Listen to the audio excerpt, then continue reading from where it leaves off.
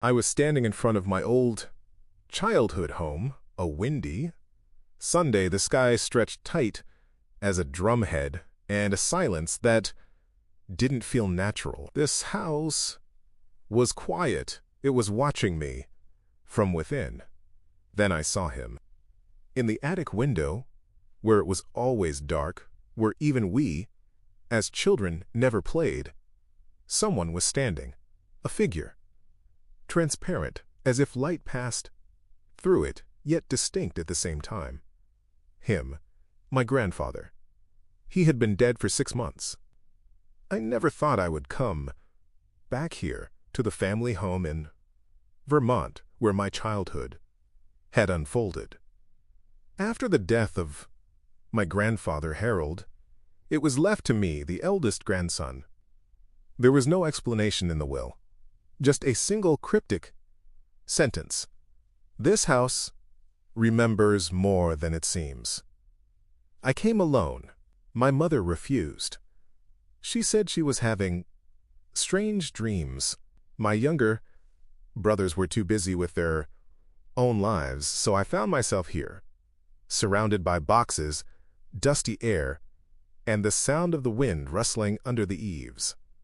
The drive up had been a long, lonely affair, a journey through winding roads, flanked by ancient, stoic trees that seemed to guard secrets older than the town itself. The closer I got, the heavier the atmosphere felt, as if the very air was thick with unspoken history. When I finally pulled into the gravel driveway, the house loomed over me, not with the warmth of nostalgia, but with the cold, impassive stare of a stranger. For the first 2 days I did nothing but exist within its walls, a ghost in my own right.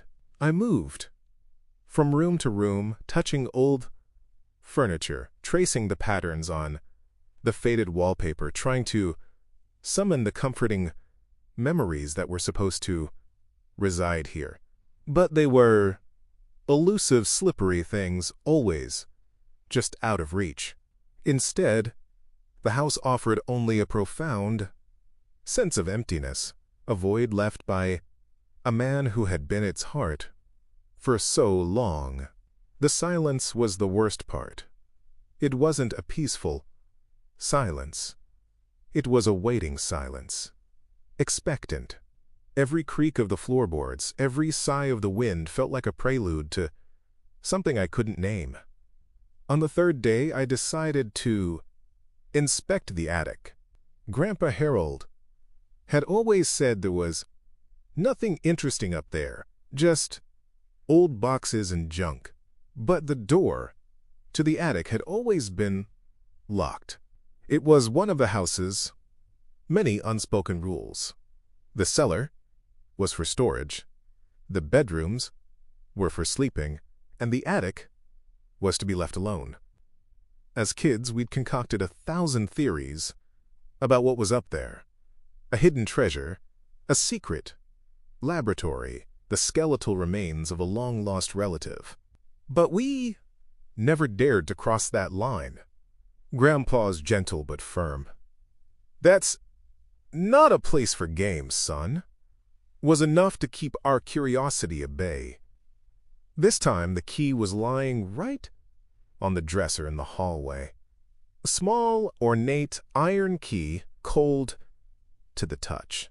Next to it was an old photograph of Grandpa with my grandmother. She had died before I was born, a beautiful woman with sad eyes frozen in time by the black and white print. For some reason, I felt a sudden, inexplicable certainty that she was also somewhere nearby, a silent observer in this unfolding drama. The attic door groaned in protest as I turned the key and pushed it open.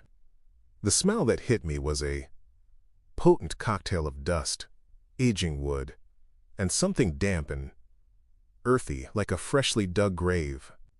The window, the very one through which I had seen my grandfather was filthy, streaked, with years of grime, but it was slightly ajar, letting in a sliver of the gloomy afternoon light. The space was cluttered, just as he had said.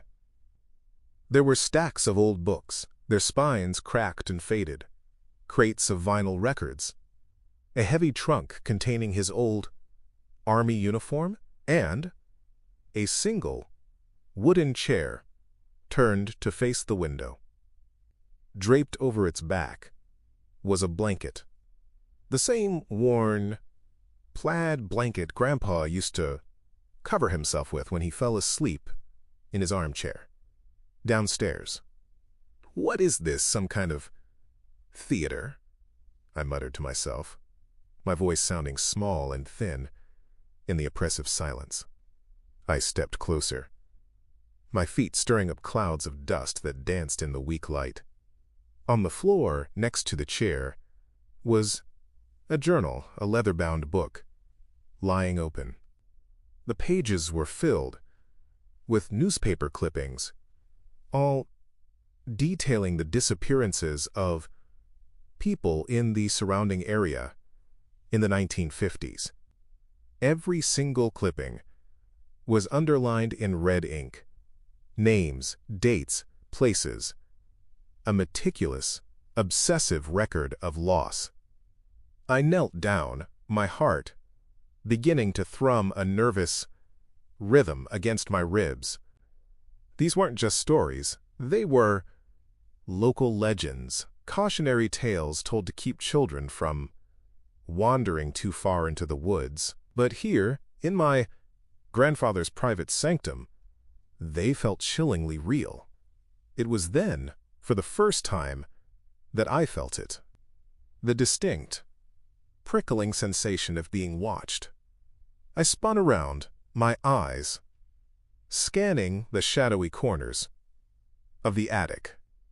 There was nothing there, just the silent, forgotten relics of a life now past. But the feeling lingered, a cold spot on the back of my neck, a silent pressure in the air. The house was no longer just empty, it was occupied. That evening, my younger sister, Sophie, called. Her voice was strained, hesitant. "Have you seen him yet?" she asked, without any preamble. "What? Who are you talking about?" "Grandpa," she said, as if it were the most normal thing in the world. "In the window. I saw him a few days ago when I drove by to check on the place. I decided not to tell you so that you could, well, so you could see for yourself." I tried to laugh, a dry, hollow sound that got caught in my throat. "You and your mystical nonsense, Soph. You've always been the one to believe in this stuff." "I believe what I see," she retorted, her voice firm. "And I also know he didn't want us to sell the house. He was adamant about it. But he's dead." "Sophie." There was a pause on the other end of the line, filled with the crackle of static. "And what if? That doesn't matter." In the following days, the figure appeared again, always in the window, always when I wasn't in the attic. It was never a clear image, more like a heat haze, a shimmer in the air that coalesced into the familiar shape of my grandfather. He would just stand there, looking out, a silent sentinel.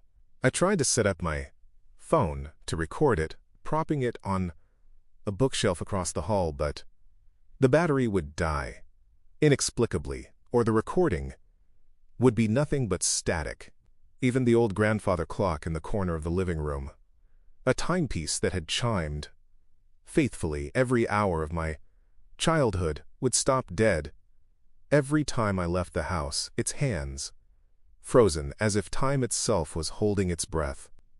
Driven by a mixture of fear and a desperate need for answers, I decided to talk to our old neighbor, Mr. Clemens. He was in His 80s, a man whose face was a roadmap of a long life, and he had known my grandfather since they were boys. I found him tending his garden, his movement slow but deliberate. "Harold was never a simple man," he said, after I'd awkwardly explained my reason for visiting. He didn't look at me, his gaze fixed on the cup of tea he held in his trembling hands. But he told me something once, when we were just kids. He said there was something in this house, said his own father used to hear voices from the walls. "Do you believe in that?" I asked, my voice barely a whisper. Mr. Clemens finally looked up, his pale blue eyes surprisingly sharp.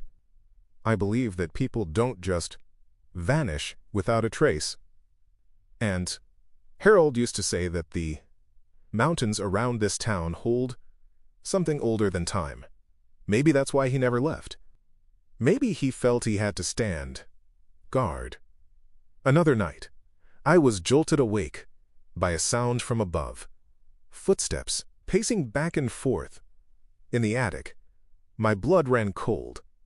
I grabbed a heavy flashlight from my bedside table, my hand slick with sweat, and made my way up the stairs, each step a thunderous boom in the dead of night. I threw open the attic door, my heart pounding against my ribs like a trapped bird. The room was empty, silent, still. But something was different. An old photo album lay on the floor, open to a picture dated 1961. In it were my grandfather and grandmother, young and smiling. And with them was another woman, a striking young woman, with dark hair and an intense, haunted look in her eyes.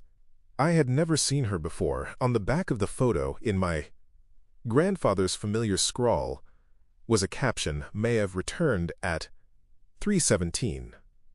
Returned? From where? I turned the page. Tucked inside was a folded, yellowed letter. The ink was faded, but the words were clear. Not everyone who leaves is gone forever. Some come back, but they don't come back quite the same. I made a mistake.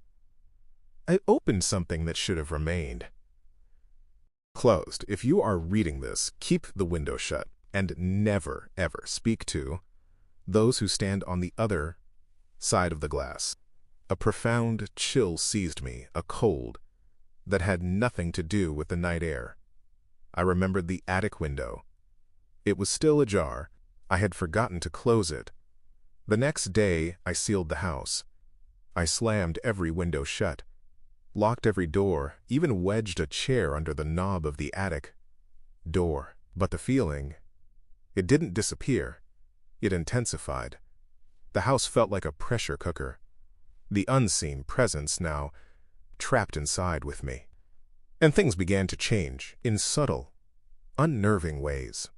Clocks would start running backward for a few minutes at a time. Mirrors would fog up from the inside with no apparent source of heat or moisture. And at night, I started to hear voices. At first, it was just whispers, indistinct murmurs that seemed to come from the very walls of the house. Then, I heard my grandfather's voice, as clear as if he were standing right next to me. "You have to know the truth." "What truth?" I would whisper back into the darkness, my voice trembling. "That we are not alone, and we never were." I found myself drawn back to the photograph, to the enigmatic woman named Maeve. Her face began to haunt my dreams. In these dreams, I was standing in the attic, looking out the window, and she was on the other side of the glass, her lips moving, whispering words I couldn't hear. Then, one night, the dream shifted. I was no longer in the attic. I was on the street outside, looking up at the house, and I saw myself standing in the attic window, a faint, translucent figure. just like I had seen my grandfather. When Sophie arrived, a bag, packed for the weekend, a look of grim determination on her face. We both knew what we had to do. We decided to spend the night in the attic together, to confront whatever was there, once and for all. We sat on the dusty floor, armed with flashlights and a thermos of coffee, and we waited.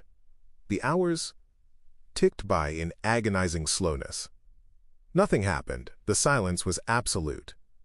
Just as I was about to suggest we give up, Sophie grabbed my arm, her fingers digging into my skin.